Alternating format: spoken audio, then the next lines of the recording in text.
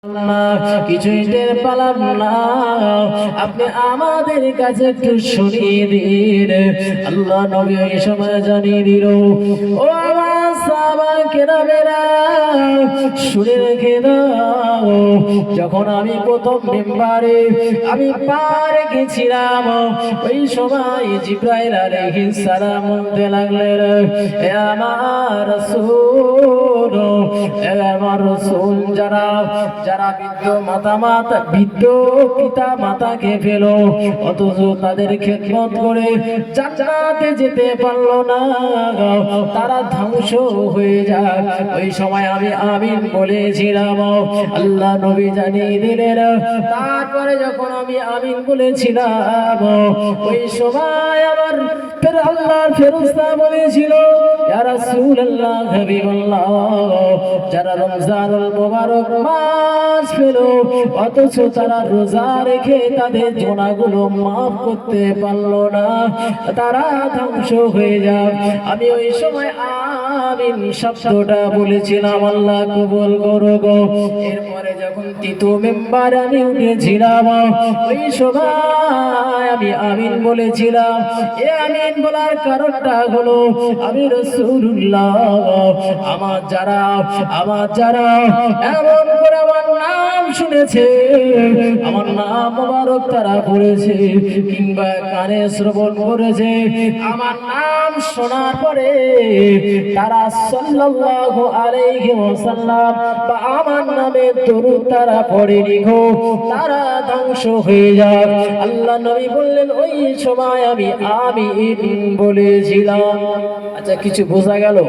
তাহলে রমজানুল মুবারক মাস যারা পেল, আমি এখন দুটো ছেড়ে দিয়ে একটা ধরছি, তাহলে রমজানুল মুবারক মাস যারা পেল, তারা রোজা রাখলো না, তাদের রোজা রেখে জীবনের গুনাহগুলো মাফ করতে পারলো না, আল্লাহ নবী জিবরাইল আলাইহিস সালাম ধ্বংস হোক, আল্লাহ বললেন আমিন, আল্লাহ কবুল করুক। এই জন্য রমজান মুবারক মাস সামনে আসছে, আমরা রোজা রাখার চেষ্টা করব ইনশাআল্লাহ।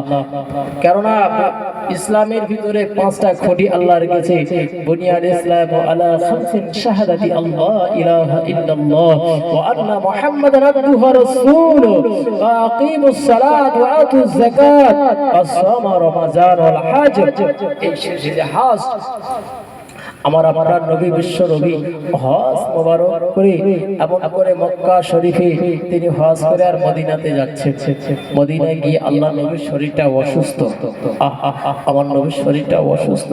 এই সময় যখন রাসূলুল্লাহর শরীরটা অসুস্থ হয়ে গেল, আল্লাহ নবী একজন বিবি, প্রিয়তমা বিবি হযরতে আয়েশার ঘরে ছিলেন মদিনার নববী শরীফে, আর আয়েশার ঘর কেবলমাত্র একটা পর্দা আড়াল। এই সময় আমার রাসূলুল্লাহ বিবিদের কাছে বলতে লাগলেন, আল্লাহ নবী হজ মোবারক করে যখন মদিনায় চলে গেলেন, শরীরটা অসুস্থ হয়ে গেল। আল্লাহ নবী আমার জানাচ্ছে, রে এ আমার বিবিরা, আমার শরীরটা বড় অসুস্থ, আমার শরীরটা বড় খারাপ।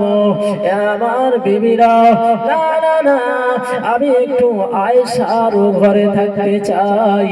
কেন না আয়েশার ঘর আর মসজিদুল নববী কেবলমাত্র একটা পর্দার আড়াল।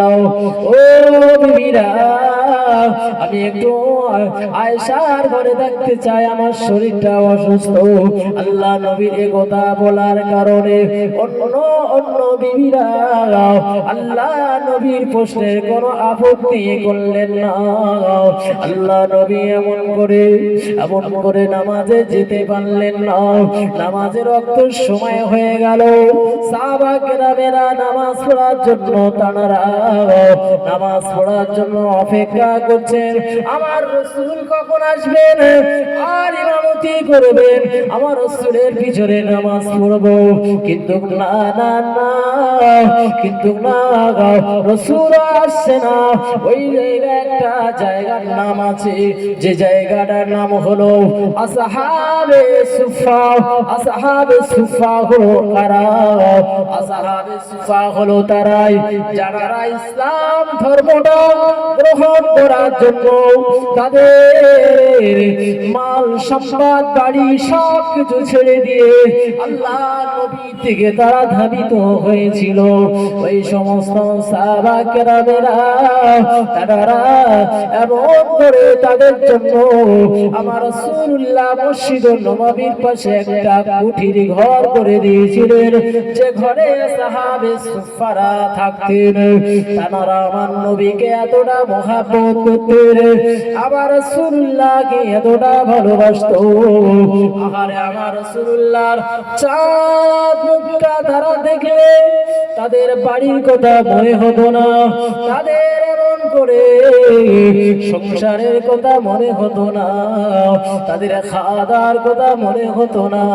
আহারে সেই সমস্ত সাহাবারা অপেক্ষা করছেন আমার রাসূল কখন এসে ইমামতি করবে, আমরা নামাজ আদায় করব তার পিছনে। কিন্তু না না, আল্লাহ নবী বললেন, আমার বিবি আয়েশা একটু তোমার আব্বা আবু বকরকে বলে দাও তানাকে নামাজ পড়াতে, একটু বলে দাও আবু বকরকে নামাজ পড়াতে বলো, আমার শরীরটা অসুস্থ আয়েশা, বলে দাও। আয়েশা বললেন, ইয়া রাসূলুল্লাহ হাবিবাল্লাহ, না ইয়া রাসূলুল্লাহ, না না না, আমার আব্বাকে এমন কথা বলবেন না, আমার আব্বার মুখটা বড় নরম, আমার আব্বা যে জায়গা আপনি দাঁড়িয়ে নামাজ পড়াতেন ইমামতি করতেন, ওই জায়গা আমার আব্বা নামাজ পড়াবে, আমার আব্বা কেঁদে ফেলবে, না না ও জায়গাতে দাঁড়াতে পারবে না এমন বাবা। কিন্তু আল্লাহ নবী বললেন, না বিবি আয়েশা, আমার পরে উপযুক্ত হলো আবু বকর, আবু বকরকে নামাজে দাঁড় করিয়ে দিতে বলো। খবরটা পৌঁছে গেল, আবু বকর নামাজ পড়াচ্ছে, এমন সময় আল্লাহ নবী বিবি আয়েশাকে বললেন, ও বিবি আয়েশা, কেন না আয়েশার ঘর আর মসজিদ নববী শরীফটা কেবল মাত্র একটা পর্দার আড়াল। আল্লাহ নবী জানিয়ে দিলেন, ও বিবি আয়েশা, একটা বার তোমার পর্দাটা সরিয়ে দাও, আমি দেখবো আমার সাহাবা কেরামেরা কেমন করে তারা নামাজ আদায় করে। আমার বিবি আয়েশা একটু পর্দাটা সরিয়ে দাও। ওই সময় এমন করে পর্দাটা সরিয়ে দেওয়া হলো।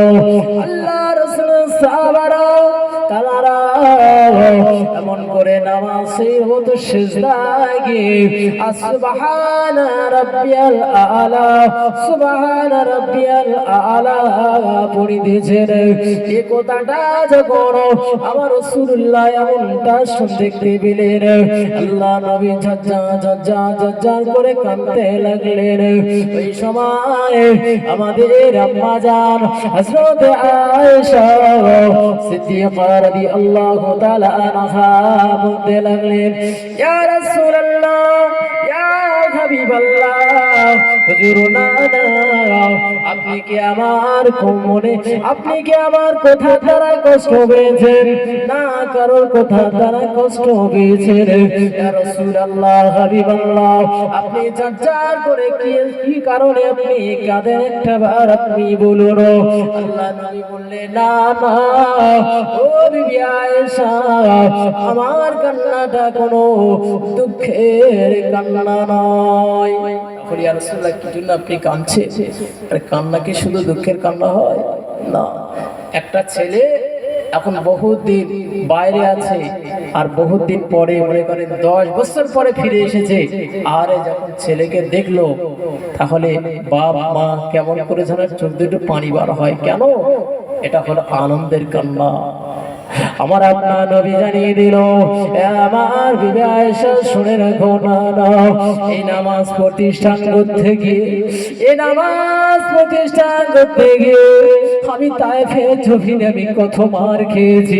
তায়েফের জমিনে আমার এখনো চেহারাতে কালো কালো কালো কালো দাগ আছে।